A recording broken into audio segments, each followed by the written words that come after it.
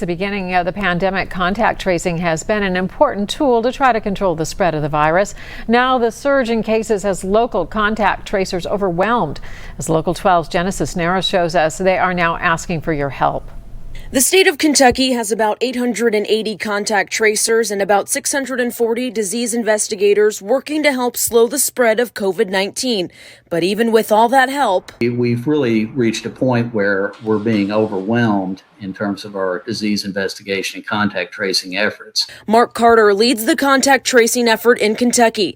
He says health leaders in the state are now going to prioritize case investigation interviews of people who have particularly high-risk situations. If the contact has some underlying health problem, autoimmune deficiency or some respiratory disease or something that makes them particularly vulnerable to COVID, those are the folks that we're going to call that are contacts. I think we've all pretty much reached we've surpassed our capacity to keep up. In Clermont County, they too are focusing on high-risk people, calling those who are 60 and older, as well as students 18 and under.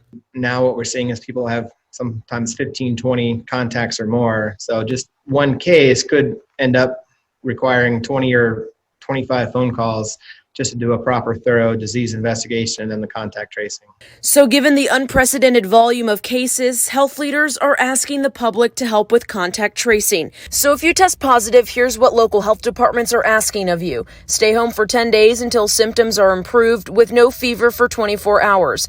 Get in touch with everyone you've been near in the 2 days before your symptoms began and ask those people to quarantine for 7 to 10 days. If you choose to get tested and your test is negative, you can end your quarantine after 7 days. Genesis Cisneros, Local 12 News.